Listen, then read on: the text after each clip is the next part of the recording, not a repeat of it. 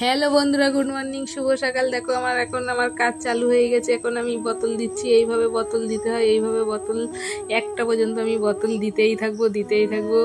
তারপরে আমার tiffin time হবে। তোমরা বন্ধু দেখতে থাকো, এইভাবে বোতল দিতে হয়। বোতল এইভাবে দিতেই থাকবো।